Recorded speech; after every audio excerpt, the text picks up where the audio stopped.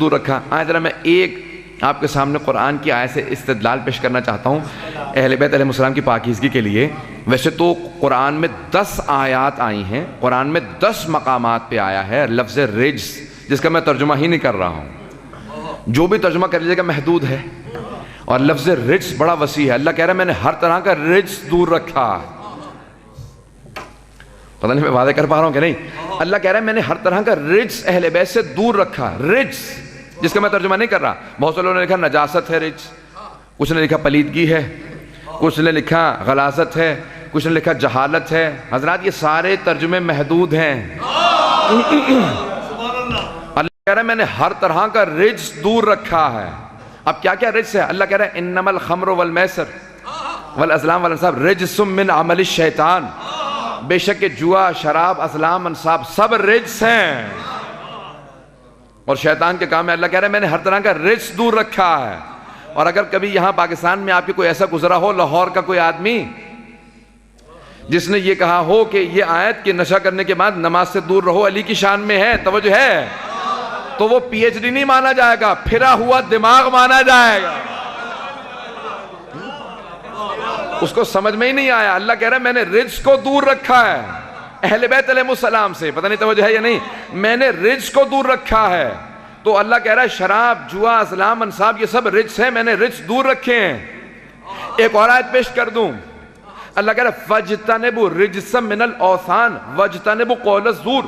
دو اور اللہ نے رجس یہاں پیش کیے ہیں. اللہ کہتا ہے بت پرستی رجس ہے, قول زور زبردستی بات کا منوانا رجس ہے. اللہ کہہ رہا ہے میں نے ہر رجس اہل بیت سے دور رکھا ہے, رجس کو دور رکھا ہے. تو پیشانی بتوں کے سامنے جھکنا. آئیں ذرا دیکھتے ہیں, ہمارے اہل سنت برادران کہتے ہیں کہ سارے صحابہ رضی اللہ عنہم ہیں سوائے ایک علی بن ابی طالب کے. وہ کہتے ہیں علی بن ابی طالب رضی اللہ عنہ نہیں ہے, وہ ہے کرم اللہ وجہہ. بھئی بہت سے لوگ پہنچ گئے ہیں. ہمارا نظریہ نہیں ہے, ہمارا ہے علیہ السلام ہے صلوات اللہ وسلامہ علیہ ہیں, لیکن وہ کہتے ہیں نہیں علی ہے کرم اللہ وجہہ. اللہ نے ان کے چہرے پہ کرم کیا ہے. کیا کرم کیا ہے؟ وہ کہتے ہیں واحد علی ہے تمام صحابہ میں کہ اسلام سے پہلے بھی, ان کا نظریہ پیش کر رہا ہوں, ہمارے بھائیوں کا نظریہ پیش کر رہا ہوں, وہ کہتے ہیں اسلام سے پہلے بھی کبھی علی کی پیشانی بتوں کے سامنے نہیں جھکی.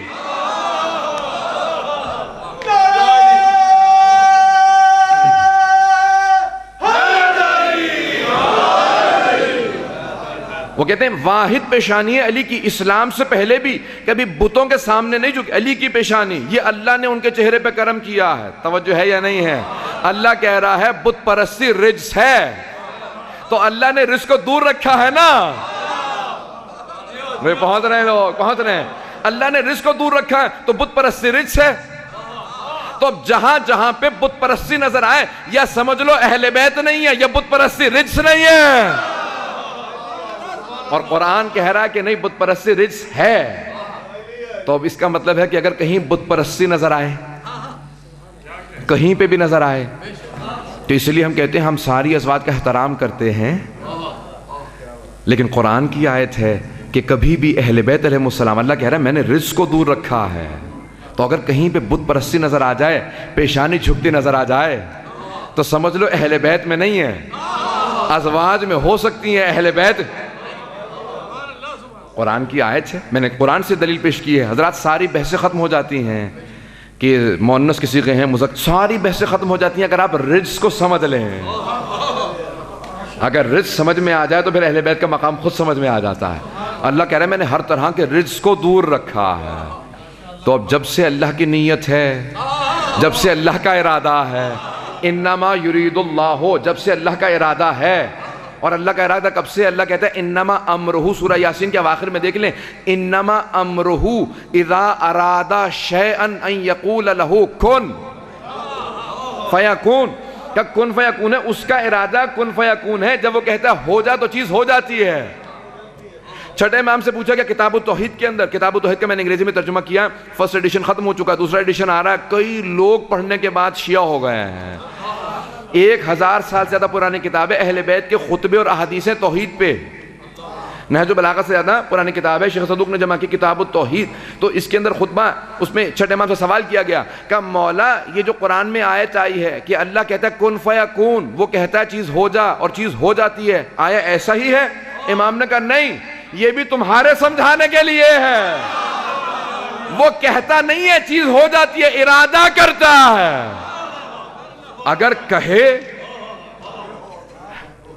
وہ بہت سے لوگ پہنچ رہے ہیں، یہ توحید اہل بیت علیہ السلام، ایسی توحید سمجھائی اہل بیت نے، کہ اگر کہے کون ہو جا اور ہو، تو پھر ارادہ کیا ہے؟ ارادہ تو یہ ہے کہ وہ ارادہ کرتا ہے اور چیز ہو جاتی ہے، تمہارے سمجھانے کے لیے کہا ہے کہ وہ کہتا ہے ہو جا اور چیز ہو جاتی ہے، کہ کہتا نہیں ہے، وہ ارادہ کرتا اور چیز ہو جاتی ہے جس چیز کو۔ اب اس کا ارادہ یہ ہے، انما یرید اللہ لیذھب عنکم الرجس، اس کا ارادہ یہ ہے کہ اہل بیت سے رجس کو دور رکھے۔ اب سوچئے کتنا دور رکھا ہوگا، اس کا ارادہ ہے۔ حضرات قرآن و اہل بیت کے ذہن میں رکھیں، اس کا ارادہ یہ ہے کہ اہل بیت علیہ السلام سے رجس کو دور رکھے۔